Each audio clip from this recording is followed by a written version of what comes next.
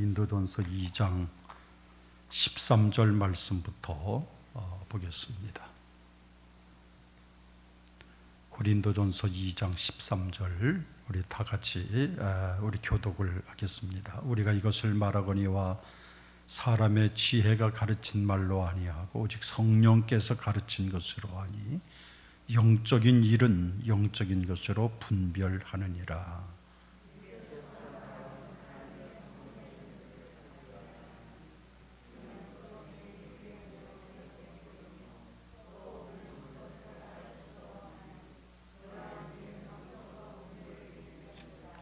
신령한 자는 모든 것을 판단하나 자기는 아무에게도 판단을 받지 아니하느니라.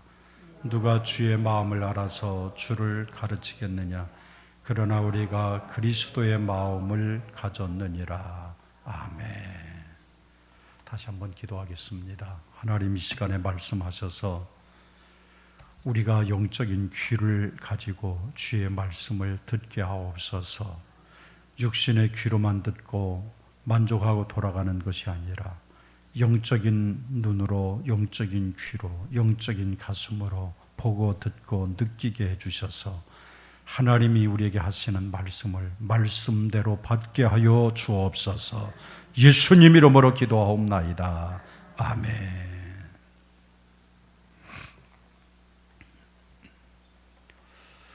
우리 기독교인들에게 성경 다음으로 중요하다고 일컫는 이런 아주 고전적인 책 한 권이 있습니다. 그리스도를 본받아라고 하는 토마스 아켄페스가 지은 책이 있습니다. 이 토마스 아켄페스는 그 이후에 많은 종교 개혁가들 또 많은 사람들에게 영향을 주었고, 특별히 우리 감리교회 요한 웨슬리 목사님에게 굉장히 많은 감동을 주어서 영향을 끼쳤던 사람이 이 토마스 아켄페스라고 하는 분이죠. 그래서 성경 다음으로 정말로 유명하고 읽혀져야 할 책이 이 그리스도를 본받아라고 하는 그 책입니다. 근데 그 토마스 아켄페스가 참 대단한 영성가인데 그가 그런 이야기를 하고 있는데 좀 귀담아 들을 필요가 있는 것 같습니다. 인간은 두 종류의 사람이 있다는 거예요. 첫째는 자연적인 사람이 있고 또 하나는 은총의 사람이 있다는 거지요. 그 이 자연의 사람이 있고 은총의 사람으로 나눠지는데 어떻게 구별을 하는가 하면은 자연적 사람은, 자연의 사람은 감각의 만족을 얻고 그리고 위로를 받으려고 하고 그리고 세상에 나가서 적당한 즐길 거리를 찾는 사람, 이런 사람이 자연적 사람이라는 거지요. 그러니까 자연이 성공하려고 권력에 아첨도 하고 또 그들은 정의를 따르기보다는 나만 편안하게 잘 먹고 잘 살면 된다라고 하는 생각을 가지고 살아가는 사람이라는 것이죠. 그러니까 자연적으로 조그만 어려우면 불평하게 되고 원망하게 되고 또 자기 자신만 잘 되려고 투쟁을 하고 자기 유익을 위해서라고 하면 물불 안 가리고 대들고 이런 사람들, 그래서 다른 사람들에게 나를 인정을 받고 그 사람들에게 찬사를 받고 그렇게 정말로 내가 흠모의 대상이 되기를 바라는 마음을 가지고 있는 사람이 자연적 인간의 모습이라는 거예요. 자연적 인간의 모습이죠. 아마 제 마음속에도 여러분 마음속에도 자연적 인간의 마음이 그 모습이 있을 거예요. 이 토마스 아켄페스가 또 하는 얘기가 그 은총의 사람이라고 나누는데, 은총의 사람은 누구냐? 하나님을 의식하는 사람인 거예요. 하나님을 의식하는 거예요. 내가 무엇을 하더라도 하나님은 어떠실까? 하나님은 이것을 어떻게 생각하실까? 그래서 항상 하나님을 의식하고 하나님의 존재를 항상 염두에 두고 살아가는 사람이 은총의 사람이라고 정의를 하는 거예요. 여러분, 우리가 그 코람데오라고 하는 말 들어보셨죠? 코람데오. 이 코람데오라고 하는 말은 하나님 앞에 서 있는 나를 가르치는 말이에요. 그래서 이 코람데오는 하나님 앞에서 그런 뜻을 가지고 있어요. 내가 말할 때도 코람데오라는 것은 하나님이 지금 나를 보고 계시는 것처럼 내가 말해야 되고, 하나님이 지금 내 앞에 계신 것처럼 행해야 되고, 이게 코람데오의 삶이에요. 이 토마스 아켄페스는 그 은총의 사람에 대해서 정의하기를 하나님을 의식하고, 그러다 보니까 하나님의 위로를 받으려고 하고, 그 하나님의 위로가 내겐 만족이 돼서 세상 살아가는 동안 이웃을 용서하고 원수까지라도 사랑할 수 있는 사람, 바로 예수님이 살아가셨던 방식처럼 그렇게 살아가는 것들이 참 이게 은총의 사람들이 걸어가는 길이라는 것이지요. 그래서 그들은 언제 어디서 무엇을 하든지 하나님께 영광을 돌리는 거예요. 오직 하나님. 내가 살아있는 것도 오직 하나님의 영광. 그러니까 바울 사도가 여러분 그런 말 하잖아요. 내가 살아도 주를 위해 살고 내가 죽어도 주를 위해 죽나니 그러므로 나는 사나 죽으나 그리스도의 것이다. 참, 이 고백이 쉽지 않은 고백이잖아요. 그러니까 이 은총의 사람은 항상 교만할 새가 없이 항상 겸손하게 살아가는 자세를 가지고 있다. 그래서 이 사람을 은총의 사람들이다 이렇게 얘기를 해요. 여러분, 우리가 뭐 꼭 토마스 아켄페스의 말을 빌리지 않아도 우리는 은총의 사람으로 살아가야 됩니다. 예수 믿는 사람이라면 내가 지금 정말로 은총의 사람이냐 아니면 자연적 인간이냐, 여기에서 내가 은총의 사람으로 살아가야 되겠다라고 하는 결심을 하고 살아가야 돼요. 이게 그리스도인이 살아가야 할 목적인 것이죠.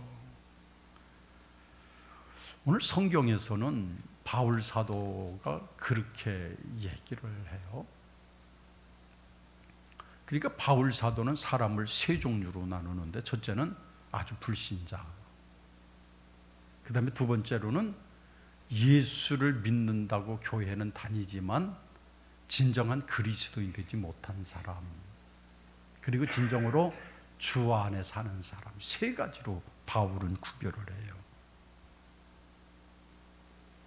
예수를 믿기는 믿는데 아직도 내 인생의 주인이 나인 거예요.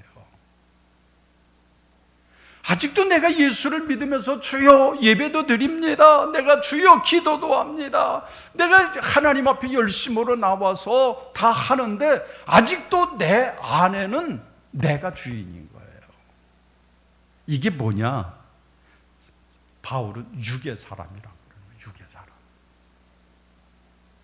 내가 그리스도인이 됐지만 아직까지도 영의 사람이 되지 못하고 육의 사람이 된 거예요. 그러니까 내가 판단하고 내가 마음대로 결정하고 내가 하고 싶은 대로 다 하고 이렇게 살아가는, 예수를 믿긴 믿는데 아직도 내 안에 주인이 내가 되는 이것을 육의 사람이라고 바울은 정의를 하는 거죠.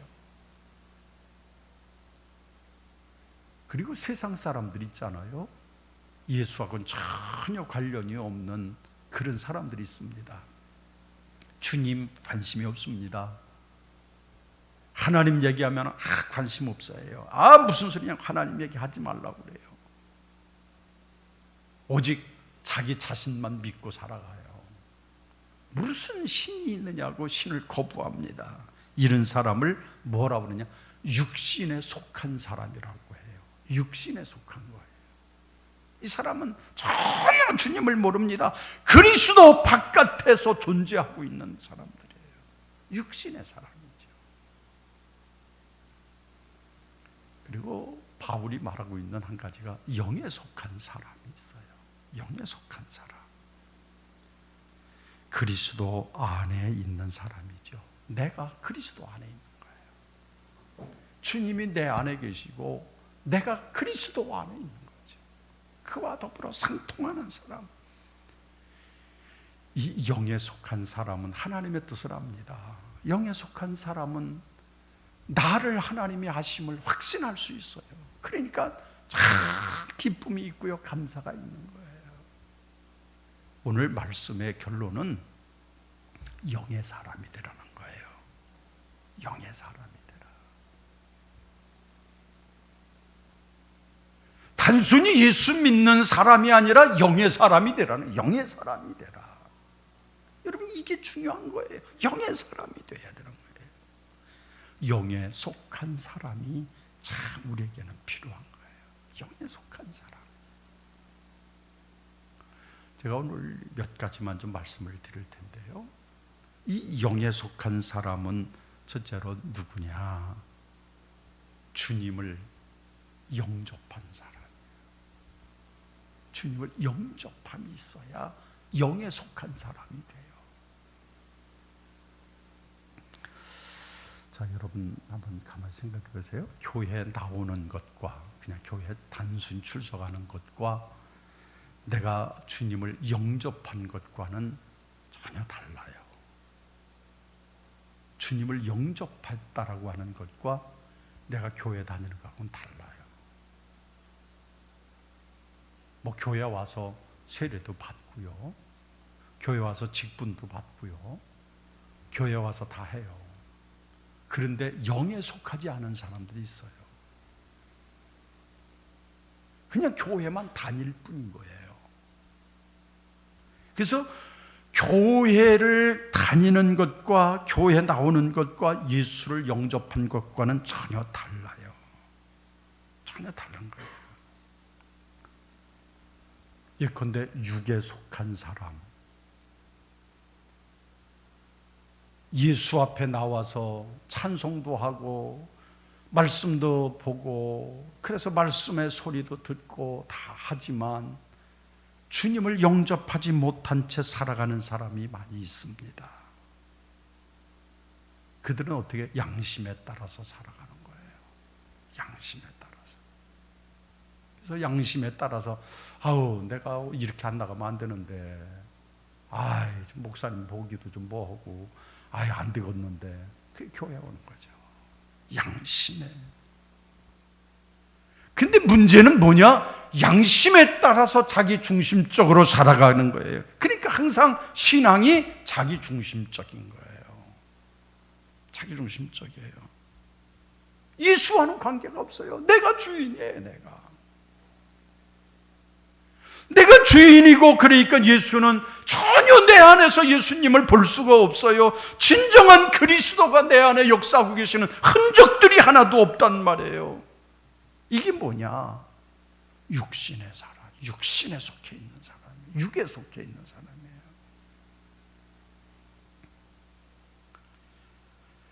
그래서 우리에게 가장 중요한 것은 예수를 영접하는 것이 중요해요. 예수를 영접하는 거예요.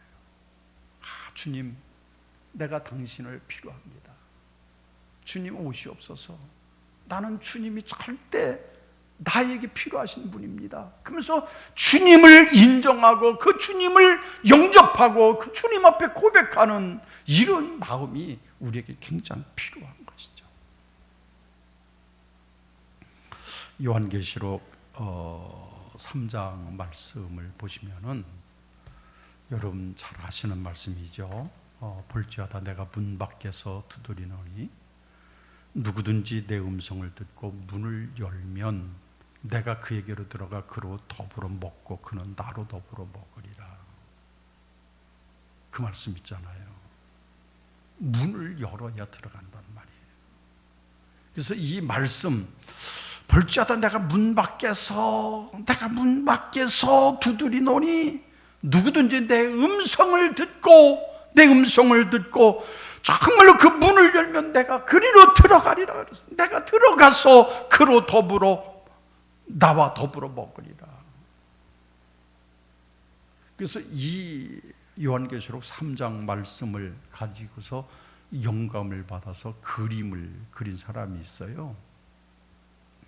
여러분들 가끔 성화를 보실 기회가 있으시면 이렇게 대문 하나가, 쪽문 하나가 있고 거기에서 주님이 이렇게 서서 문을 놓고 하고 계시는 사진이 하나 있어요. 이게 바로 그 문을 두드리는 예수님의 사진인데요. 그 홀맨 허치라고 하는 화가가 그 그림을 요한계시록 3장의 영감을 받아서 그 그림을 그렸다고 합니다. 그러니까 그 그림을 그리면서 인자하신 예수님께서 그 문 안으로, 대문 안으로 들어가셔야 되는데 들어갈 수가 없는 거예요. 근데 가만 보면 그 그림 속에도 나타나 있는데 바깥에서 손잡이가 없어요. 그 문이 어떤 문인가요? 잡아당겨야만 열리는 문이에요. 잡아당겨야.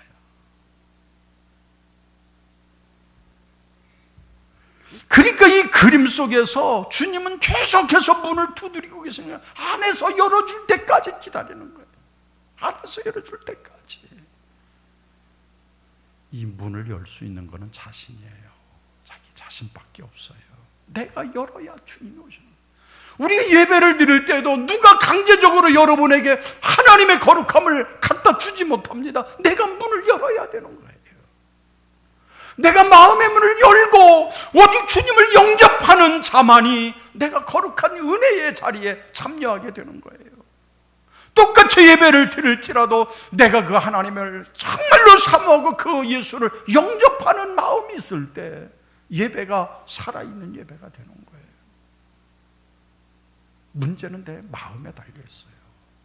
내가 문을 여는 거예요. 그래서 이 문을 연다 그런 것은 내가 주님을 영접한다 그런 의미예요. 내가 주님을 영접하는 거예요. 사랑하는 여러분,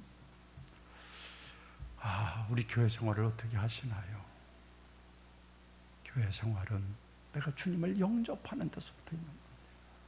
내가 주님을 영접하는 거예요. 간절하게 주님을 영접하는 거예요. 그리스도를 영접하면 하나님의 자녀가 된다고 말씀하고 계십니다. 하나님의 자녀가 될 때 놀라운 특권이 주어집니다.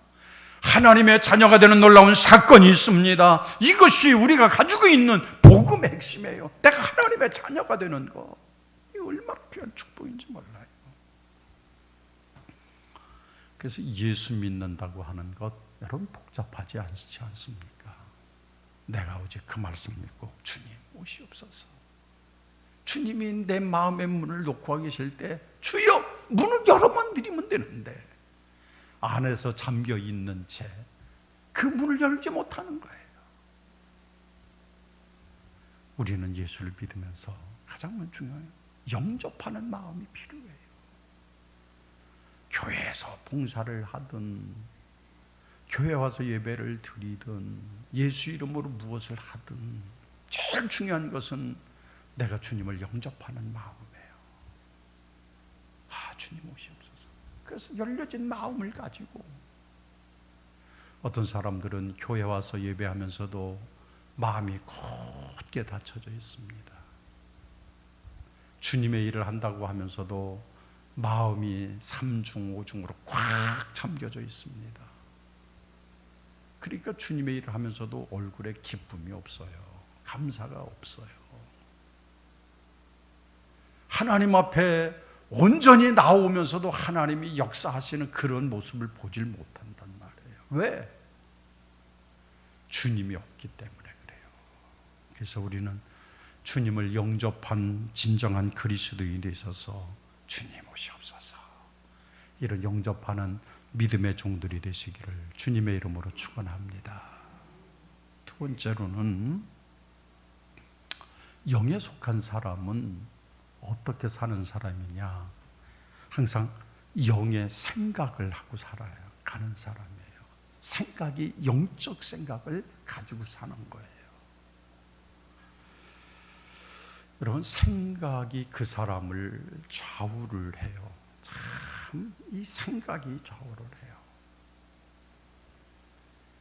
이 생각이 참 중요해요.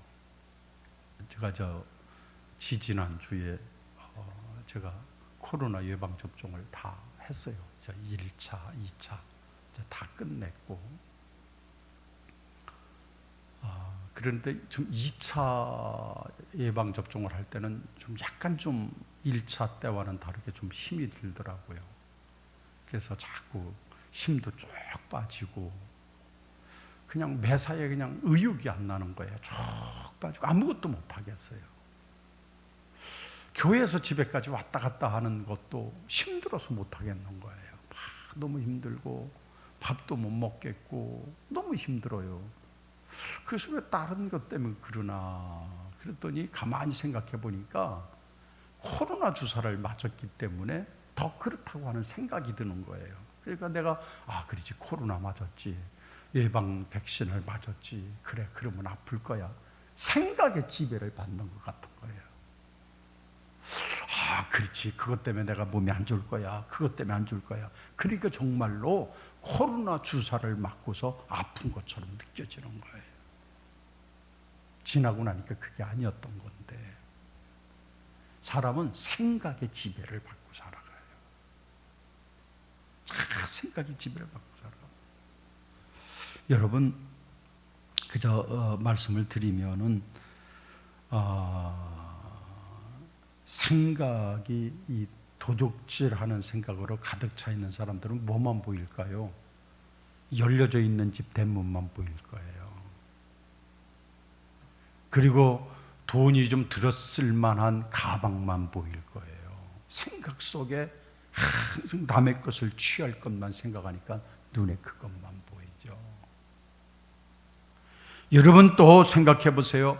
알코올 중독자들은 항상 생각이 뭘까요? 여러분 뭘 거라고 생각하세요? 내가 새 사람이 돼야지, 그 생각하나요? 아니에요. 오늘은 누구하고 술을 먹을까? 오늘은 어디 가서 한잔하지? 오늘은 누구하고 한잔? 만나는 사람마다, 보이는 사람마다 술 먹을 사람으로 보일 거예요. 마약하는 사람도 그렇지 않아요? 내가 어떻게 해야 마약을 할까? 그 생각이 모든 행동을 좌우하게 되는 거예요. 그렇게 참 정확하게 말씀을 하시는데, 이 바울사도 이 로마서 8장 5절 보면 육신을 쫓는 자는 육신의 일을, 영을 쫓는 자는 영의 일을 생각한다 그랬어요. 생각한다. 육신을 쫓는 사람은 항상 그가 육신의 일을 생각하고 있고, 영을 쫓는 사람은 항상 영의 생각을 품고 살아요. 영의 생각을 가지고 살아간다는 거죠. 어떤 생각을 가지고 살아가느냐가 달라요. 사람도요, 계속 불신을 가지고 대하면 그 사람이 아무리 잘해도 미워 보이잖아요. 그게 한편으로는 편견이라고도 하잖아요. 이 사람이 편견이 참 무섭다고요. 편견. 저 사람은 안 줄 것이다. 그 편견에 사로잡히면 아무리 그 사람이 예쁜 짓을 해도 미워 보여요. 생각의 지배를 사람이 그렇게 받는 거예요. 여러분, 생각하는 것이 내가 육신의 생각을 하고 사는지 아니면 영의 생각을 하는지 한번 여러분이 잘 생각을 해보세요. 진정한 그리스도인, 진정한 하나님의 사람, 영에 속한 사람은 영의 생각을 항상 하고 살아가요. 영의 생각을 하고 살아가요. 항상 영의 생각을. 육은 세속적인 것을 생각하게 합니다. 그러다 보니까 잘 먹고 잘 놀고 평안하게 살자. 그러니까 내 것이 부족하면 남의 것을 취하려고 그럽니다. 그러다 보니까 범죄하는 것들이 습관화가 되고 양심의 가책도 없고, 그러니까 그들은 죄 짓는 거를 마음대로 짓는 거예요. 우리는 영의 일을 생각하고 살아야 돼요. 영의 일. 예수 믿는 사람이라면 영의 생각을 가지고 살아가야 돼요. 항상. 영의 생각은 그래서 행복을 갖다 줍니다.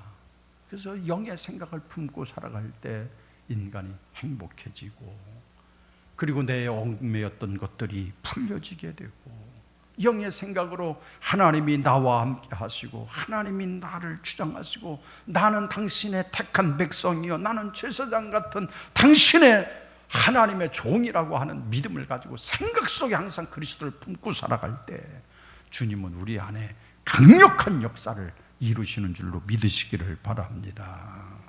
영의 일을 생각해야 돼요. 영의 일을. 여러분, 사람들이 왜 불행하게 살아가는지 생각해 보셨어요? 참 불행하게 살아가는 사람 많지요. 가난해서 불행해질까요? 안 그래요. 돈 없다고 절대로 불행해지지 않아요. 그럼 반대로 돈이 있으면 무조건 행복해야 되잖아요. 돈 있는 사람이 행복합니까? 어쩌면 돈이 있으니까 더 근심이 많고 걱정도 많고 염려도 많고 불안하고 그래요. 돈 있을 때 그래요.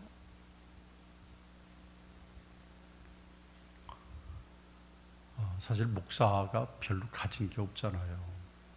한 번은 제가 옛날에, 그때 참 1억이 엄청 귀할 때예요. 우리 권사님 한 분이, 목사님 기도해 주세요. 우리 저 땅 팔아야 되는데 기도해 주세요. 그래요. 같이 기도하자고. 그냥 막 와서 교회 와서 기도하고, 또 땅 팔아달라고 기도하는 건 또 처음 해봤어요. 그래서 기도를 막 하는데, 정말로 뜻하지 않게 땅이 10만 원대 거래되던 땅을 어떤 사람이 와서 100만 원에 사갔다고 그래서 갑자기 계약을 한 거예요. 그때 이 권사님도 너무나 감사하다고, 세상이 어떻게 이럴 수가 있냐고, 이게 불과 보름 전만 해도 10만 원밖에 안 하던 땅인데 이게 어떻게 100만 원에 거래를 되니, 이건 정말로 상상이 안 된다는 거예요. 그러면서 그걸 팔으니까 딱 금액이 10억 논인데, 그러니까 계약금을 받자마자 제일 먼저 1억을 딱 갖고 와서, 목사님 내 마음 변하기 전에 이건 먼저 11조입니다. 그러면서 나한테 갖다 놔요. 월요일 날인데. 1억을 가지고 있는데 밤에 잠이 안 와요. 이거 도둑이 들어오면 어떡하나. 그러면 이거 잃어버리면 내 책임인가 그 권사님 책임인가, 내 책임이겠지. 잠이 안 와요. 밥맛도 없어지고요.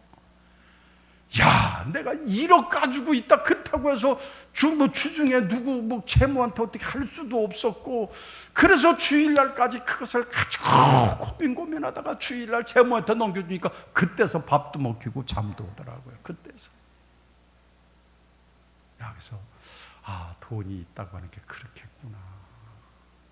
그건 다른 관계지만, 여러분, 돈이 없다고 불행해지진 않아요. 그러면 왜 불행해지느냐?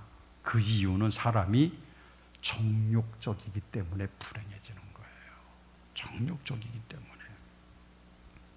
그러니까 자기 마음대로 되면 웃음이 씩 나오는데, 내 마음대로 안 되면 불평하게 되고요. 그리고 내 뜻대로 안 되면 괜히 다른 사람을 미워하게 되고, 그러니까 점점점 악순환이 이어져서 내가 불행해져 가는 거예요. 내가 불행해지는 거예요. 이게 정욕에 사로잡혀 사는 사람들의 모습이에요. 그런데 여러분, 영의 생각을 하는 것을 보십시오. 영의 생각은 다릅니다. 예수님의 마음으로 세상을 보게 돼요. 주님이시라면 어떻을까? 영의 그 마음 속에 항상 예수님의 마음으로 세상을 봅니다. 신앙의 눈으로 모든 것들을 판단합니다. 하나님께서 기뻐하시는 일이 무엇일까? 그것을 보고 삶의 기준으로 두고서 살아간단 말이에요. 그러니까 내가 편안해지는 거예요. 다 맡기니까 편안해져요. 얼마나 편안한지 몰라요. 다 편안해져요. 여러분, 맡긴다는 게 보통 축복이 아니에요. 제가 죄송합니다. 저희 가정 얘기를 한번 드려볼게요. 저희는 주로 가정의 이 경제 활동을 내목 별로 그걸 신경 안 쓰고 그냥 살아요. 그런데 쓰는 거는 그렇게 쓰는데 결제해야 되고 뭐 이거 뭐 맞춰놔야 되고 그런 건 다 제 몫이에요. 그러니까 뭐 월말이 되든 뭐 운제가 되든 뭐 카드 결제가 언제 되든 저희 집 사람은 하나 신경 안 써요. 아주 근심 걱정 없이 살아요. 뭐 얼마나 감사. 그럼 나는 혼자 고민해요. 아유 이거 어떡하나, 내일까지 저 은행 막아야 되는데, 참 내일까지 저 은행 결제 꼭 둬야 되는데 안 하면 큰일 나는데 어떡하나. 막 그리고 그 왜 밥 안 먹냐고. 빨리 식사해요. 저는 근심이 돼서 밥이 안 넘어가는데. 그래서 제가 그런 생각을 하죠. 그래, 맡기니까 저렇게 편안하구나. 맡기니까. 만약에 반대로 내가 다 저 사람한테 맡기고 당신이 알아서 다 해, 알아서 해, 막 그랬으면은 저 사람 밥 못 먹고 쓰러져 죽을 거예요. 나는 그냥 뭐 배가 터지든 말든 먹을 때. 그래서 근심을 맡고 있는 사람이 이렇게 중요해요. 여러분, 하나님 앞에 맡긴다는 거 뭐예요? 그리스도인은 주님 앞에 맡기는 거예요. 영의 생각을 맡기는 거예요. 신앙의 눈으로 보고 맡기는 거예요. 하나님께서 원하시는 뜻대로, 그분 뜻대로 맡기는 거예요. 주여 당신 뜻대로 하옵소서. 맡기는 거예요. 맡겨. 그러면 맡기는 순간 하나님께서 내 안에 평안 주시고 기쁨을 주시고 자유함을 주시고 내 안에 진정한 하나님의 영광으로 채우실 줄로 믿습니다.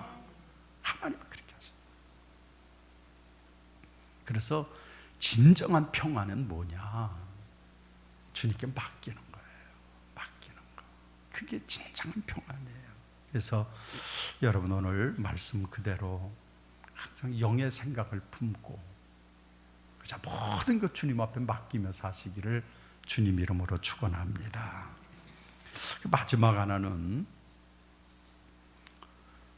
성령에 이끌려 사는 삶이 영의 생각을 품고 살아가는 사람의 자세예요. 항상 성령에 이끌려 사는 사람이 되어야 돼요.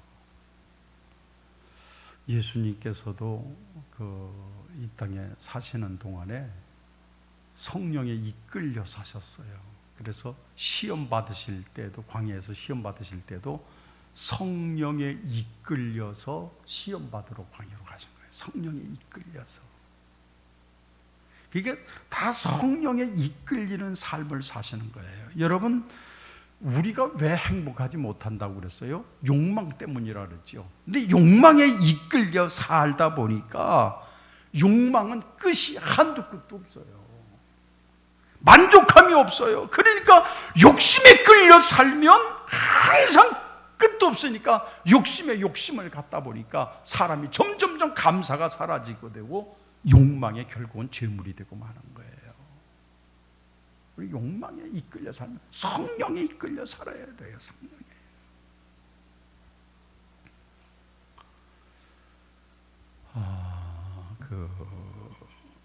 우리가 리차드 칼슨이라고 하는 분이 책을 썼는데요. 사소한 일에 목숨을 건다. 아마 읽어보신 분 많이 계실 거예요. 그 책에 보면은 이 리차드 칼슨이라고 하는 사람이 소위 말해서 치유 상담가거든요.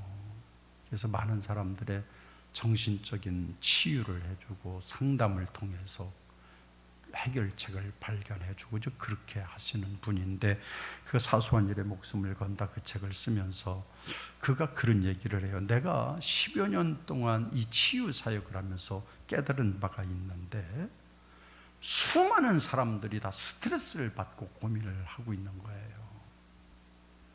거의 많은 현대인들이 스트레스를 받아서 고민을 하고 있는데, 그 스트레스를 받아서 고민하고 있는 사람들의 대부분이 동일한 징후를 가지고 있었다는 것을 발견을 한 거예요. 그게 뭐냐 하면은 다른 사람도 동일하게 겪고 있는 고민이 나에게만 있는 것처럼 느껴지는 거예요. 나에게만.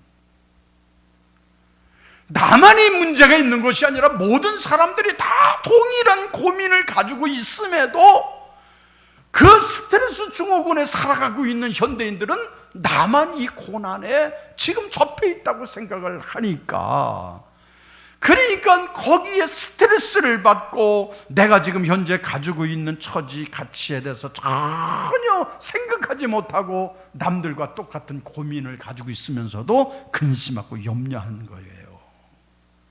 그렇게 산다는 거예요. 이게 뭐냐? 사람의 욕망에 끌리다 보니까 한두 끝도 없는 거예요. 그러니까 점점 스트레스를 받는 거예요.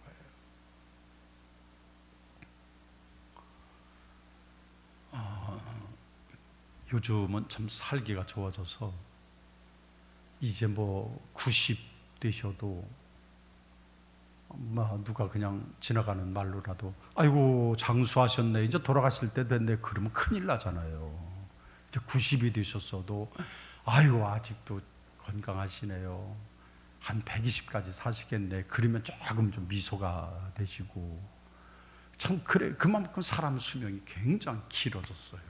그렇죠? 사람의 수명이 굉장히 길어졌어요. 그런데 이 사람의 수명이 참 길어졌는데 어때요? 사람이 내가 100살 산다 그러면은 어떻겠어요? 굉장히 이건 기쁨이잖아요. 야, 하나님 나를 여기까지 살게 하셨다. 근데 사람은 거기에 만족이 안 돼요. 만족이 안 돼요. 더 살고 싶어지는 욕. 그게 뭐예요? 욕망에 사로잡히는 거예요. 저희 장모님이 103살에 돌아가셨어요. 그래서 몇 해 전 돌아가셨는데 103살에 돌아가셔서 제가 저희 집사람한테도 그래, 당신은 걱정할 거 없다고, 적어도 103살 플러스 알파 하면 120은 충분히 살 거라고. 이 103살까지 사시기 쉽지 않잖아요. 근데 103살까지 돌아가셨는데, 돌아가실 때쯤 해서 그래서 어떻게 병원 잘못 만나서 막 이렇게 의료 그런 것도 있고 그러셨는데, 이 조치를 잘못해가지고 그냥 갑자기 돌아가셨어요. 근데 돌아가시기 며칠 전에 병원을 갔더니 그 죽음에 대해서 진지하게 생각을 하시더라고요. 그런데 가만 보니까 마음이 더 살고 싶으신 거예요. 우리가 생각할 때 103살 사셨으면 이제 돌아가셔도 된다 생각했는데 본인은 아니에요. 아직도 처녀 같으신 거예요. 더 살고 싶으신 거예요. 그래서 사람의 욕망에 이끌리다 보면 끝도 없다, 끝이 없어. 여러분 120살까지 사신 분한테 만족하십니까? 아이고 나 조금만 한 10년만 더 살았으면 좋겠다, 그러실 거예요. 전 옛날에 전도사 때 처음 목회를 할 때 제가 하나님 앞에 그렇게 기도해서, 하나님 저 69까지만 살게 해주세요 그랬어요. 69까지만 살게 해주세요. 목회자로 살면서 그냥 은퇴 이후까지 구질구질하게 살 게 아니고 그냥 69에 다 말씀 전하다가 죽었으면 좋겠습니다. 그렇게 기도를 했었어요 한번. 근데 지금 후회가 돼요. 69에 죽으면 안 될 것 같아요. 그래서 다시 정정해서 기도해, 하나님 69은 그건 내가 실수한 것 같습니다.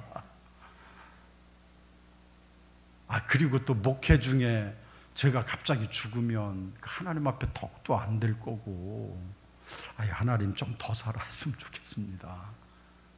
모르겠어요. 하나님이 앞에 기도를 들으실지 뒤에 기도를 들으실지는 모르겠는데 이 사람의 욕망의 끝이 없어요. 제가는 그때 젊었을 때 나이는 딱 69까지만 정말로 최선을 다해서 목회를 하고 딱 그냥 이슬처럼 사라졌으면 좋겠다, 그 마음이었는데 지금은 전혀 그 마음이 아니에요.